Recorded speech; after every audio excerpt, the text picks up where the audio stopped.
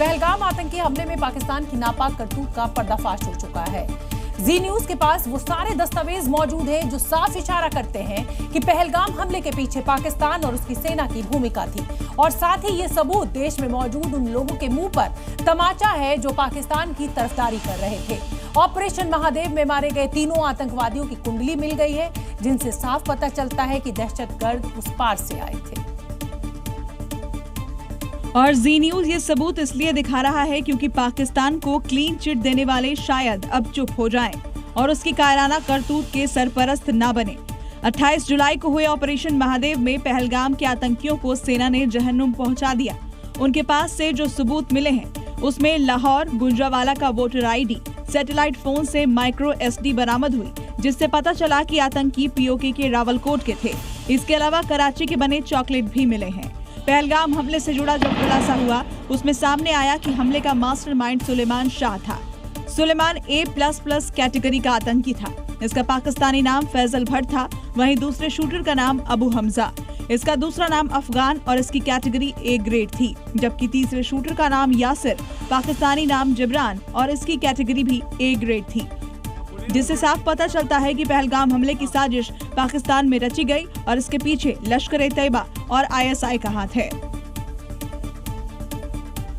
एक तरफ सेना पहलगाम हमले के आतंकवादियों को जहन्नुम पहुंचा रही है, हमले में पाकिस्तानी साजिश का पर्दाफाश हो रहा है, तो वहीं दूसरी तरफ विपक्ष के पहलगाम हमले पर उठते सवाल अब तक शांत नहीं हो रहे। पहले चिदम्बरम, फिर मणिशंकर और अब शिवसेना के सांसद संजय राउत ने हमले को लेकर बड़ा सवाल खड़ा किया है। संजय राउत का आरोप है कि पहलगाम हमले के पीछे देश में गोधरा पार्ट 2 की साजिश रची जा रही थी।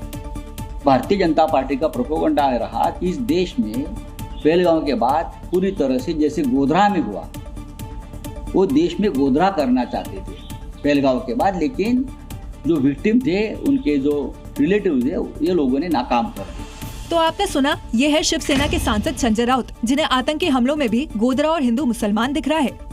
हालांकि ये पहले शख्स नहीं है। इससे पहले कांग्रेस के पूर्व नेता मणिशंकर अय्यर ने भी कहा कि कोई नहीं मानता कि पहलगाम हमले के लिए पाकिस्तान जिम्मेदार है। कोई बात नहीं, हम है हमारे। किसी ने नहीं कहा वो जो 33 देश ठरूर और उनके लोग गए हों कि पाकिस्तान जिम्मेदार है। इसकी शुरुआत कांग्रेस नेता P चिदम्बरम ने की थी। गृह मंत्री शाह और PM मोदी के जवाब के बाद सेना ने भी विपक्ष को बुलेट जवाब दे दिया है। सेना ने जम्मू कश्मीर को आतंक मुक्त बनाने के प्लान पर काम शुरू कर दिया है। पिछले 7 दिनों में सेना ने 3 ऑपरेशन चलाए हैं। ऑपरेशन महादेव और ऑपरेशन शिव शक्ति के बाद ऑपरेशन अखल आतंकवादियों के लिए काल बन गया है। कुलगाम के जंगलों में सेना आतंकवादियों को चुन चुन कर जहन्नुम पहुंचा रही है, और ये वही रूट है जहां से आतंकी एंट्री करके दहशत फैलाते हैं। इसीलिए सेना अब इनके रूट पर यमराज बनकर बैठ गई है। इसलिए अब इन दहशतगर्दों का अंत नजदीक है। पिछले 7 दिनों में सेना के 3 ऑपरेशन में अब तक 8 आतंकवादियों का सफाया हो चुका है। 28 जुलाई को श्रीनगर के लिडवास के जंगल में सुरक्षा बलों के जॉइंट ऑपरेशन में 3 आतंकी मारे गए। वहीं 31 जुलाई को पूंछ के देगवार सेक्टर में घुसपैठ की कोशिश कर रहे 2 आतंकियों को सेना ने मार गिराया। वहीं कुलगाम में 3 दिनों से ऑपरेशन अखल जारी है। अखल के जंगलों में लगातार तीसरे दिन सुरक्षा बलों की आतंकियों से मुठभेड़ चल रही है। अब तक 3 आतंकियों को मौत के घाट उतारा गया है। हेलीकॉप्टर से निगरानी की जा रही है। अभी भी 2 से 3 आतंकवादी जो है यहाँ पर मौजूद हैं, और यहाँ पर मैं आपको बता दूँ, ये SOG के जो जवान हैं वो बिल्कुल हमारे आगे हैं और धीरे धीरे इस पहाड़ की क्लाइंबिंग कर रहे हैं। कुलगाम में मारा गया एक आतंकी हिट लिस्ट में था। ऐसे में साफ है कि सेना का ऑपरेशन क्लीन अभी थमने वाला नहीं है। जिस धर्म ने समय के हर कालखंड को जिया है, जो ना आदि है ना अंत है, उस सनातन धर्म के खिलाफ विवादित टिप्पणी पर अब संग्राम छिड़ गया है। जिस लहजे में NCP शरद गुट के नेता जितेंद्र आह्वान ने सनातन विरोधी बयान दिया, कुछ वैसी ही तीखी प्रतिक्रिया अब उनके खिलाफ हो रही है। सनातन धर्म ने ही उन्होंने जो लिख के रखा है, उन्होंने जो इस देश में फैला है, उससे ही ये देश में वर्ण व्यवस्था बढ़ी। शायद जितेंद्र आह्वान ये भूल गए, जिस वोट बैंक की खातिर उन्होंने अपने ही धर्म पर उंगली उठाई, अब वही उंगली उनकी तरफ इशारे कर रही है। क्योंकि मोर्चा महाराष्ट्र सरकार के मंत्री नितेश राणे ने संभाला और बता दिया, जिहादियों को खुश करने के लिए आह्वान ऐसा बयान देते हैं। ये जितुद्दीन चुन के आते हैं, वहाँ वो जिहादियों का हेडक्वार्टर है, जिहादियों का अड्डा है। अभी उनको खुश करने के लिए इनको सनातन धर्म को गाली देनी भी पड़ती है। अपने ही धर्म पर धिक्कार करने वाले इंडिया गठबंधन के नेता जितेंद्र पर नीतीश राणे ने और भी तीखी टिप्पणी की है। उन्होंने कहा, उन्हें समझना होगा आतंकवाद का रंग हरा होता है।